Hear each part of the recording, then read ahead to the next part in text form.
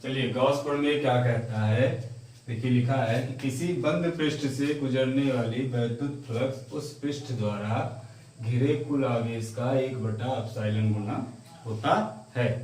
यानी किसी बंद पृष्ठ से गुजरने वाले कुल वैद्युत फ्लक्स जो होता है वो उस पृष्ठ द्वारा घिरे आवेश का 1/ε गुना होता है। और वैद्युत फ्लक्स अभी अभी आपने पढ़ा कि वैद्युत फ्लक्स क्या होता है, तो किसी पृष्ठ से निकलने वाले अभिलंबवत निकलने वाले वैद्युत बल रेखाओं को वैद्युत फ्लक्स कहते हैं। यानी फाई बराबर Q/ε0 ये गॉस का स्टेटमेंट है। अब इसी स्टेटमेंट को, इसी कथन को हमें प्रूफ करना है। तो आइए हम प्रूफ करते हैं। कैसे प्रूफ करेंगे? देखिए मान लेते हैं कि हमारे पास एक ये कोई पृष्ठ है, ये आप किसी भी आकार का बना सकते हैं, गोला चौकोर जिस भी आकार का आपको बनाने का मन हो बना लीजिए। यहाँ पर हमने एक +Q आवेश रख दिया। अब इस पर कोई एक पॉइंट हम ले लेते हैं, मान लेते हैं ये पॉइंट हमने ले लिया A, और इसको यहाँ से यहाँ तक दूरी मिला दिया हमने, सॉरी ये, और इसको मान लिए कि ये दूरी जो है R है। अब आप जानते हैं कि जो विस्थापन वेक्टर की दिशा होती है वही वैद्युत क्षेत्र की भी दिशा होती है। तो आगे चल के यही दूरी, यही दिशा हमारी E की भी हो जाएगी। तो सबसे पहले तो हम लिखेंगे कि +Q आवेश के कारण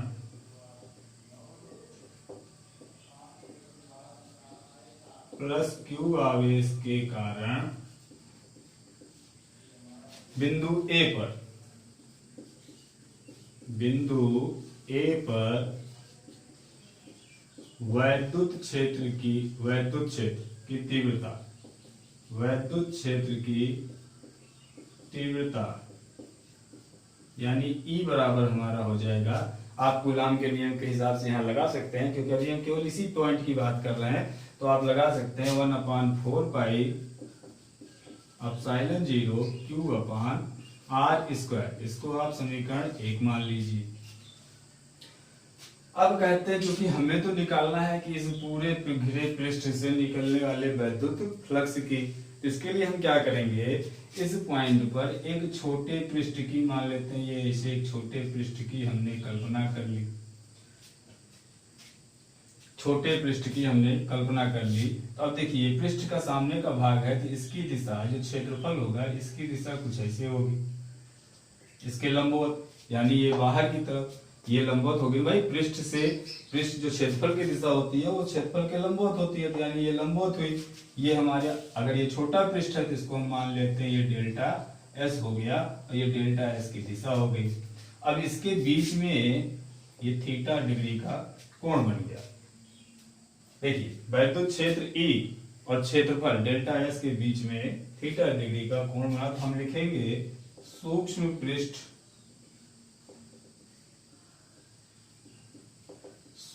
पृष्ठ डेल्टा S से गुजरने वाले फ्लक्स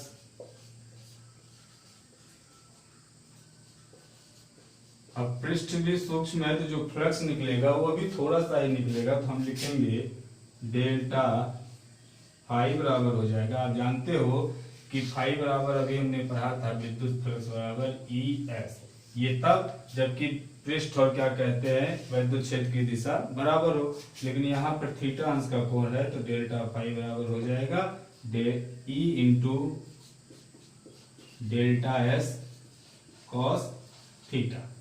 ये हो गया समीकरण 2।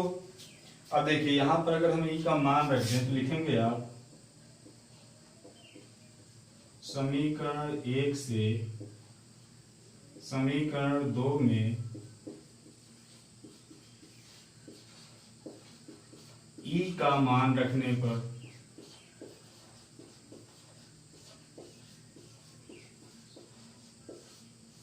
समीकरण 1 से समीकरण 2 में E का मान रखने पर, E का अगर हम मान रखेंगे तो हो जाएगा हमारा डेल्टा फाई बराबर 1/4 पाई ε0 Q/r² into delta S cos theta. ये समीकरण हो गया हमारा 3।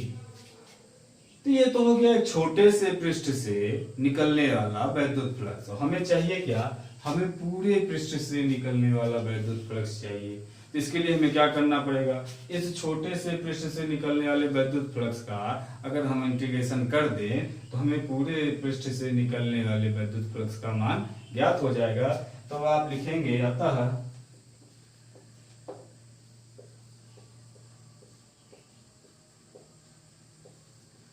संपूर्ण पृष्ठ से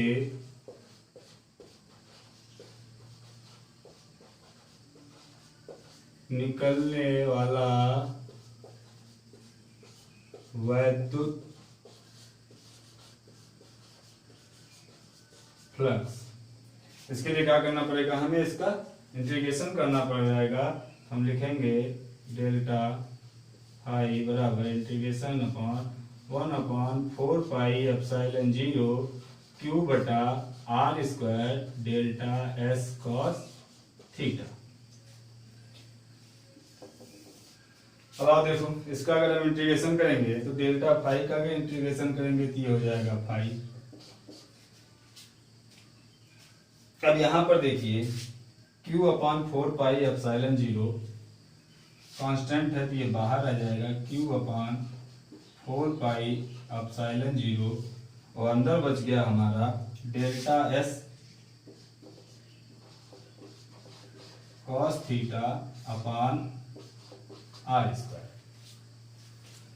और पीछे आपने पढ़ा था घन कोण में, यहां पर आप लिखेंगे चूंकि ओमेगा बराबर होता है delta s cos theta upon r square delta omega बराबर, तो यहां पर हो जाएगा फाई बराबर Q/4 pi epsilon 0 delta omega.